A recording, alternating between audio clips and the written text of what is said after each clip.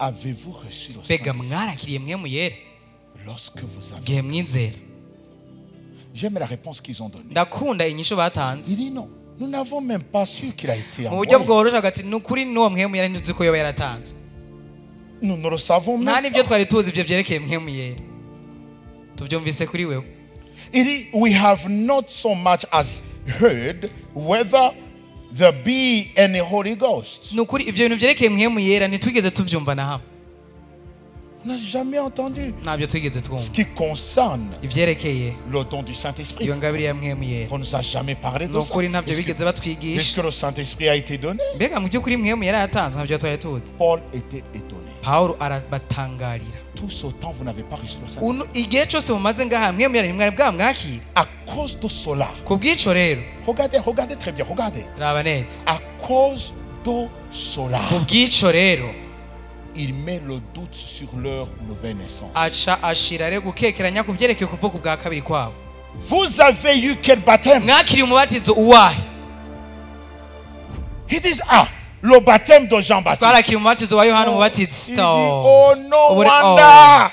ndabitahuye. Le Saint-Esprit ne peut pas venir mwemu yera ntashobora kubaza ko bikimeze uko. dans les disciples de Jean-Baptiste. ntashobora kuza kubagishwa ba yohana umubatizi. Parce que they are not born kubera ko again. ntibaravuka ubwa kabiri naho They are not the babatijwe. sons of ntabwo ari God. abana b'imana. The Holy Spirit is for the mwemu children yera of God. ari ku bw'abana b'imana. Okay, I like this. ndakunda rero ingene pawulo yabikoze. I like this. And he said into them, aca arababwira. into what then were ye baptized? Okay, ça on a vu. 4. Then said Paul, John verily baptized with the pawulo aca baptism arababwira ati by'ukuri yohana yababatiza umubatizo of repentance. wo gushobora kubazana ahantu mwihana. Saying into the people ababwira that they should believe yuko bategerezwa kwizera on him which should come uwo yagomba aze after inyuma him. yiwe. That is uwo nawe on rero Christ Jesus. ni yesu kristo. 5. 5. When igihe rero bavyumva, they heard this, igihe bumva ivyo rero, when they heard the gospel igihe bumva ubutumwa bwiza about Jesus, bwerekeye yesu they kristo, were baptized baciye babatizwa in the name of mu the izina Lord ry'umwami Jesus yesu Christ. kristo. That means they were born again. isugira ngo muri ako kanya baciye bavuka ubwa kabiri. Maintenant, quand ils étaient nés de nouveau, baje kuvuka ubwa kabiri rero Paul n'a pas dit, pawulo ntiyavuze it's nice, biraheze rero goodbye, murashaka kwitahira, you are good Christians, muri abakristo beza, go and bear just much fruit genda rero mu mwami ivyamwa vyinshi birakwiye, of love, amakoraniro agarukiye kindness, ngaha, mwami ivyamwa vyiza, love, urukundo, kindness, guca bugufi, ubugwa and so neza, and so. mwami ibyo vyamwa vyose. Non, oya, parce que Paul, kubera ko pawulo il y a quelque chose qu'il n'avait pas vu en lui. hari ikintu atari yabonye muri bo. Et je sais ce que c'est. ndazi ico ari co rero. Lorsque Paul les a rencontrés, igihe pawulo yababona, vous savez, comme les vrais chrétiens, murazi abakristo b'ukuri quand ils se rencontrent, iyo bahuye, même quand c'est nouveau, niyo ari bashasha batazinanye, la première des choses, ikintu ca mbere babanza gukora they talk about the gospel babanza kuvugana ivyerekeye ubutumwa bwiza, and they pray. hama bagaca basenga. And quand Paul commence, igihe pawulo yavuga ati let us pray, reka tubanze dusenge imbere ko tutangura ino porogaramu, il entend les gens. acatangura kumva abantu, Mana nyagasani, mana uri hejuru, kitare gikomeye. 1 hour, isaha ya mbere irahera 2 hours. bariko bahamagara nyagasani, Paul il dit non, baravuga something, atoya no kuri something aba is wrong. bantu hari ikintu babura.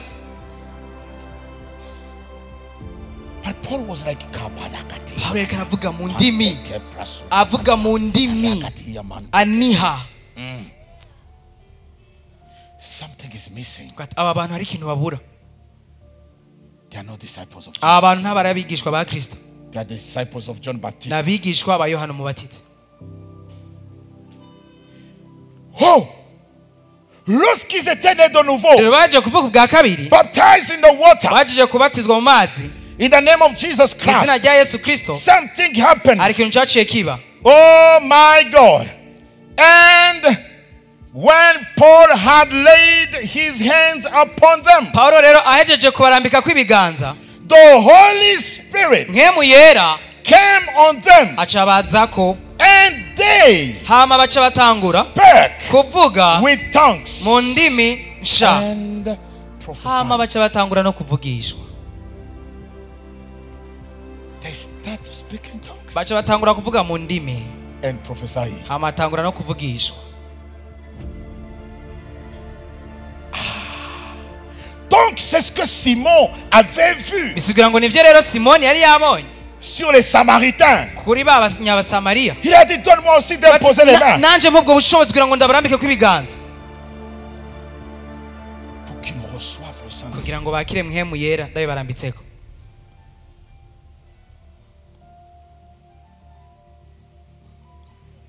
And they start to speak in tongues. baca batangura kuvuga mu ndimi.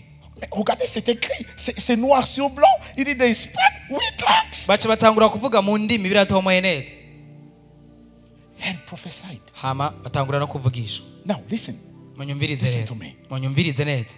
au moment où ils ont reçu le parler en langue, igihe bamara kwakira kuvuga mu ndimi qui est en signe, une des signes hama ari kimwe mu bimenyetso du baptême du Saint-Esprit, byerekeye umubatizo wa mpwemu yera, ils ont commencé à prophétiser. baca batangura no kuvugishwa.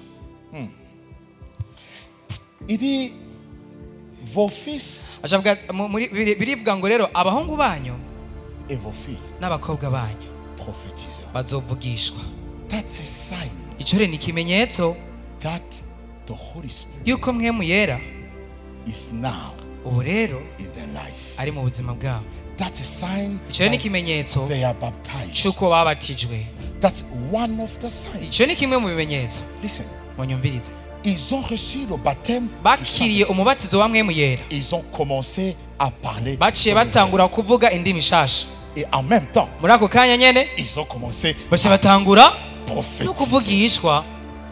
Et prophétiser, Kuvugishwa rero ils prophétisaient, ils racontaient les merveilles de Dieu. bavuga ibitangaza vy'Imana. C'est ce que la Bible nous dit en Kirundi, Ico rero Bibiliya itubwira ou mu en Kirundi, français, en expliquant le mot prophétiser. bariko barasobanura ico bita Ils kuvugishwa, racontaient les ngo merveilles bavuga ibitangaza de Dieu. vy'Imana.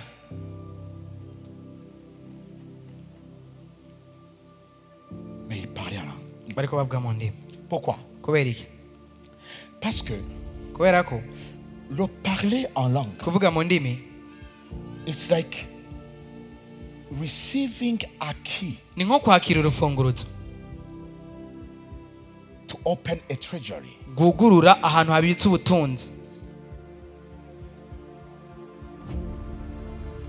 Everything you own in Christ, Ikintu cyose rero ufise muri Kristo, the baptism of the Holy Spirit, umubatizo wa mpwemu yera it's a key ni urufunguruzo to open the treasury rugufasha kugura ahantu hari ubutunzi through speaking in tongues. biciye mu kuvuga mu ndimi zitamenyekana.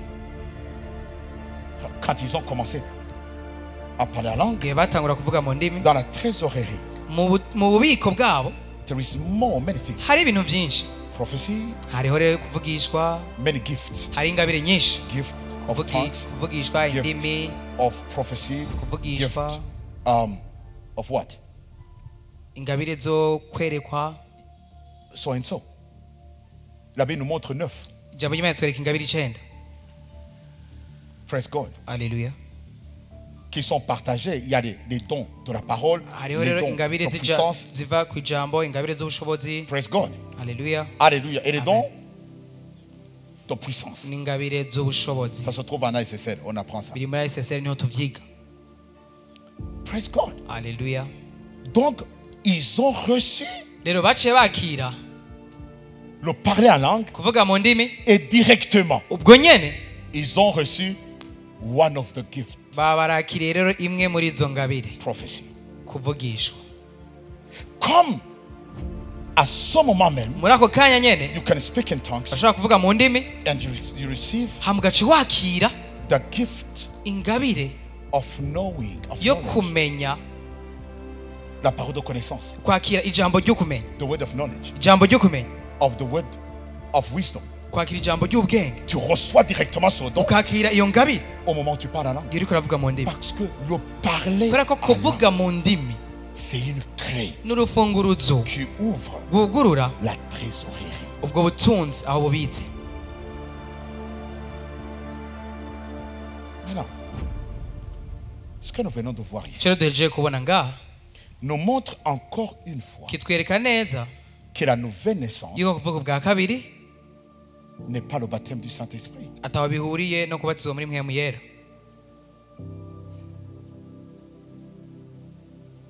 Non. oya.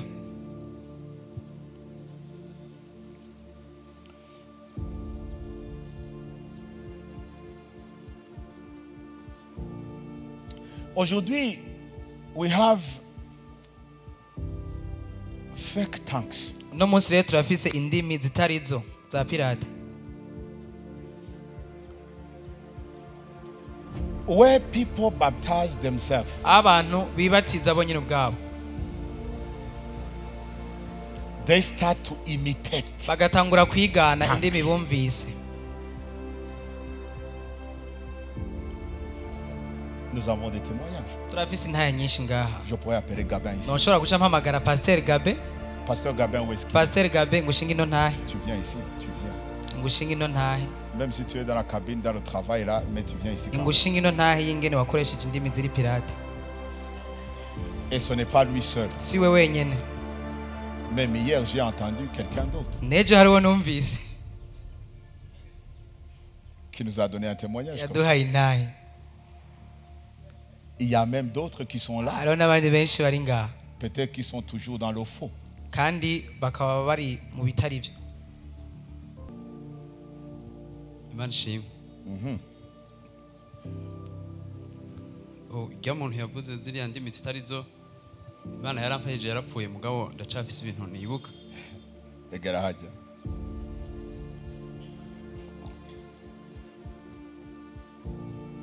Uriya muntu yitwa Gabin yavuze indimi zitari zo, yarapfuye mugabo ndacibuka ibintu bimwe bimwe vyiwe, cane cane ico cerekeye indimi sinocibagira. N'ahantu nari na iryo shengero nari nagiye mbona bose bariko bavuga mu ndimi zitamenyekana, benshi n'abari bankikuje, hama ndagerageza bati none jewe habuze iki kugira ngo nanjye ndabivuge. Ndunama, ndahumiriza, ndicara, ndafata amaposition yose ashoboka, ndarindira Imana ko ishobora kumpa ivyo mvuga, nci ndabibura. Camuga ati ngira ngo jewe sije noba ndi umuntu Imana idakunda muri abantu bose bariko baravuga, burya naje ngira ngo turavyubaka uko nyene. Canumviriza buri buryo bwanje n'uri bafu bwanje bariko baravuga, hanyuma nanje ndubaka izi wanje, ngerageza kujana nabo nyene uko nyene bariko baragenda. Hanyuma nabigize nka kabiri canke gatatu, nari namaze kuronka indimi ziri authentique zisona neza. Hama haca haba haheze igihe kirekire, narivuze igihe kirekire gose. Gitangaza giteye n'ubwoba daye, nico ikintera ubwoba no munsi, nuko batubwira bati gerageza uvuge mu ndimi umwanya munini. Hama je izo mfise nari ndazizi, ndazivuga 5, 10, 20, 30, 45, gera ndaduga. Haragera igihe nyene sigana nsumvya n'abavuga indimi no kwitiza vrai. Ati wewe usenga umwanya ungana gutya, je nsenga isaha n'inusu. Shavuga ati wewe urakarishe, niyo terme bakoresha, wewe urakarishe. Cyane mbati ndakarishe. Hanyuma bahagera igihe ahantu turiko turiga, haza séance yo kugira ngo badusengere tuvuge mu ndimi zitamenyekana. Je nari ndabizi ko mvuga zitari zo, canagenda nanje ngo bansengere. Hanyuma ngiye ngo bansengere, baragufata amaboko bagaca basenga nawe ugacujana nabo. Hama je tujanye, acambwira ati none uri ngaha gute ko indimi zawe numva ari sawa, numva hari indimi z'ukuri. Avuga ati izi ndiko ndavuga si indimi z'ukuri. Wewe ngo ni z'ukuri, to yasi z'ukuri, je ndabizi. Acambwira ni giki kwemeza ko atari z'ukuri. Cyamani kubera ko n'abantu nazigiye ko no bakwereka hagenda ama visage ndayaza. Ndazivuze nkaca ndakubwira abantu babiri bakavuga ukumva yuko ari combinaison y'abantu babiri, ndabazi no bakwereka ama visage narayafashe. Nubu ndacabazi mu byumvi ndabibuka. Hanyuma acarankombeka ati oya ko nuko utizera izo ndimi uri kuravuga ni indimi zo. Nahitoke sinarinzi ko atari zo, sinarinzi ko tuzakira muri ubwo buryo, sinarinzi yuko tuzakira mu kuziyubakira. Ati rero usanga ari zo, reka nteze imbere zinyene. Ndayimara mu gihe nsenga isaha imwe, amasaha 2, amasaha 3, ko nkarindira ko ubuzima bwanje buhinduka. Kibaza ati ni kwivye Imana bimeze nyene. Amanshitse hano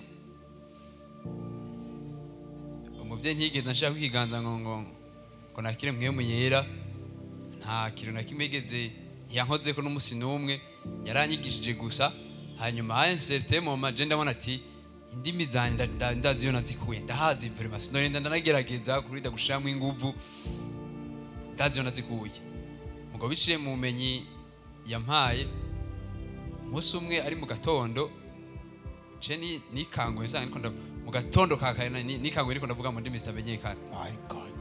Hama abana baca baraza bambwira ati tonto uriko uravuga ibintu ntimubimbaze kuko najewe byamfashe kunyene. Hama iryo jambo ryonyene nabishuye niryo jambo nari nshobora kuvuga mu Kirundi.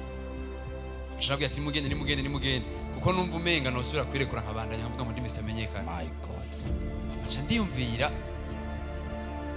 iki cabaye irihe tandukaniro riri hagati y'izindi binahora mvuga n'izindi ko ndavuga no mwanya.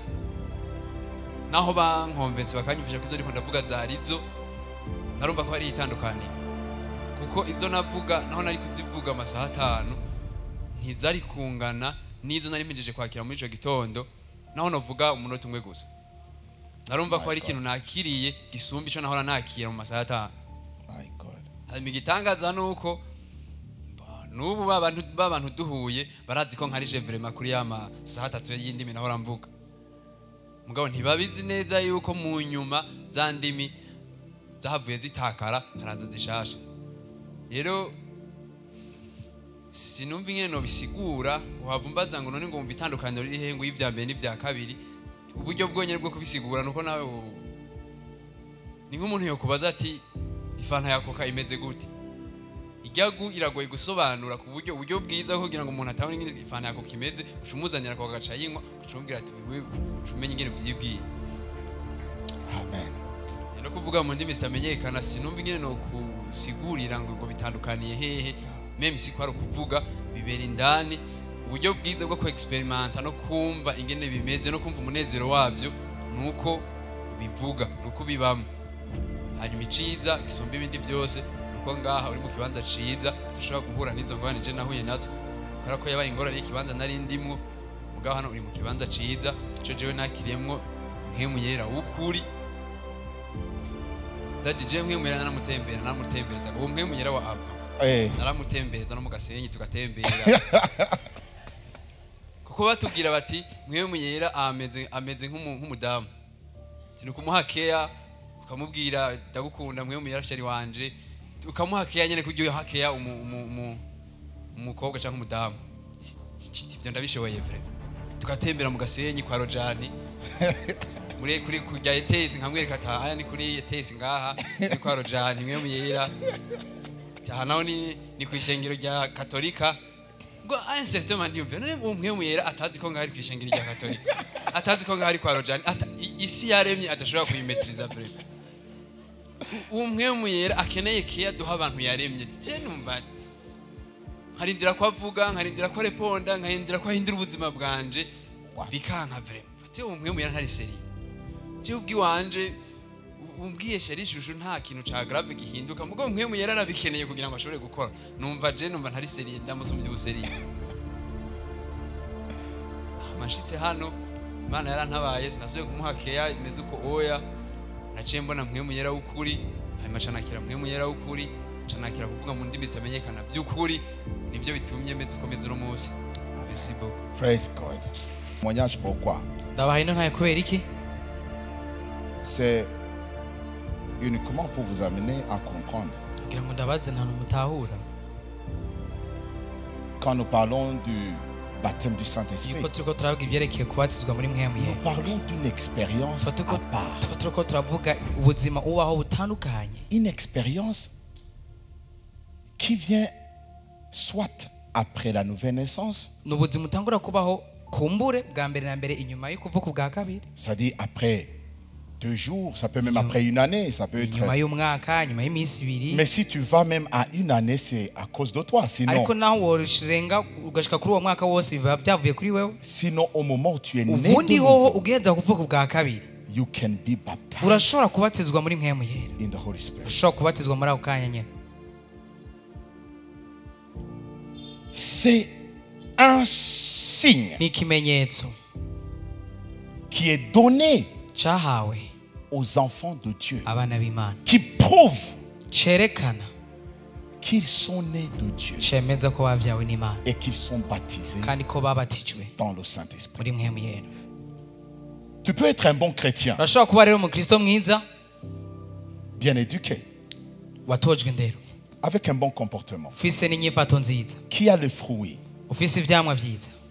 Parce que les fruits kubera ko ivyamwa ne sont pas appelés le fruit du Saint-Esprit. ntivyitwa ivyamwa vya mpwemu yera, Ce sont les fruits de ni l'Esprit. ivyamwa vya mpwemu, C'est le fruit de ni l'Esprit. ivyamwa vya mpwemu. Et là, on nous parle de ton aha bari esprit bariko tubwira impwemu yawe, qui est né de ya nouveau, mpwemu yawe yavuka ubwa kabiri, qui est un avec Christ. ya yindi yaciye kumwe na Kristo. La Bible ne dit pas Bibiliya ntitubwira que Jésus est la cèpe ko Yesu Kristo ari umuzabibu et que le Saint-Esprit est les sarments. kandi ko mpwemu yera ari amashami. Non. Parce que les fruits viennent sur les sarments. kubera yuko ivyamwa biva ku muzabibu, Ils viennent sur le sarment, ivyamwa sur les branches. biva ku mababi, Les branches. ku mashami. Le Saint-Esprit n'est pas les branches de Jésus. mpwemu yera ntabwo ari amashami ya Yesu. Non. Oh, yeah. Le Saint-Esprit is the Father of Jesus. mpwemu yera ni data wa Yesu, se wa Yesu. Le Saint-Esprit, mpwemu yera ce n'est pas lui qui porte les fruits. ntabwo ari we yama ivyamwa, Non. oya, C'est celui qui est né de nouveau. uwavutse ubwa kabiri, C'est lui qui est sur la cèpe, uwo amatanye n'umuzabibu, qui sont les sarments. ariyo mashami. Et nous sommes les sarments twebwe rero turi amashami qui portent les fruits. yama ivyamwa. C'est nous qui portons les ni fruits. twebwe twama ivyamwa, Ce n'est pas le ntabwo ari Saint-Esprit. mpwemu yera. Alors ça s'appelle le fruit de l'Esprit byitwa rero icamwa ca mpwemu pour montrer kugira ngo bakwereke que c'est l'Esprit qui est né de nouveau yuko ari irya mpwemu yavutse ubwa kabiri qui commence à manifester itanguye kugaragaza le caractère inyifato de celui qui est né de nouveau. ya wa wundi yavuka ubwa kabiri. Urashobora kwerekana inyifato nziza yerekana ko wavutse ubwa kabiri, ariko ugasanga, praise God, ubuzima bwawe ntibugira ubushobozi. Nta bushobozi bugira. It is a powerless life. C'est une vie dépourvue de puissance. C'est une vie dépourvue de la conduite du Saint-Esprit. Parce que tu n'es pas né de Dieu. Tu es candidat à recevoir le baptême du Saint-Esprit.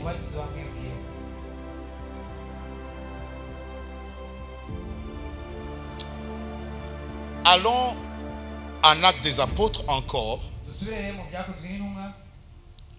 dans le chapitre 2. On peut commencer déjà avec le chapitre 1. Là où nous voyons que lorsque Jésus est parti, tous les disciples se sont réunis à Jérusalem in prayer. In prayer. Ils priaient pourquoi? Pour que Dieu puisse envoyer ce qu'il avait promis. Ça veut dire le Saint-Esprit. Aujourd'hui, nous ne pouvons pas faire la même prière. Parce que si nous faisons la même prière, cela est contradictoire à l'évangile. Parce que Dieu ne va pas envoyer le Saint-Esprit parce qu'il a déjà envoyé. Mais si je dois prier pour vous, ou si tu dois prier, c'est pour que tu reçoives le Saint-Esprit qui a été envoyé. Tous d'un commun accord persévérer dans la prière. bose barasenga persévérer dans la prière. bashishikara gusenga. Oh God, send the Holy Spirit. Oh God, send the Holy Mana Spirit. rungika mwemu yera. Mana rungika mwemu yera. Rungika mwemu yera. Dad na na tumanona.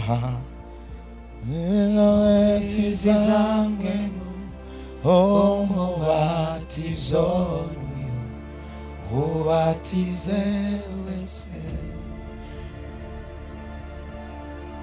Bari bache gukorana Nandobe ke yarimo mwemuyera niho yaza atumwe n'Imana.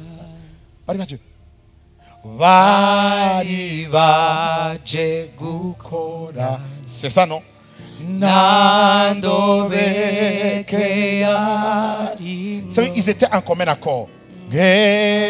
Mwemuyera niho yaza atumwe n'Imana. kuvaje ntarasubira inyuma. From the day he came, he has never gone back again. Kuvaje ntiyasubiye inyuma. From the day he came, he has never gone back again.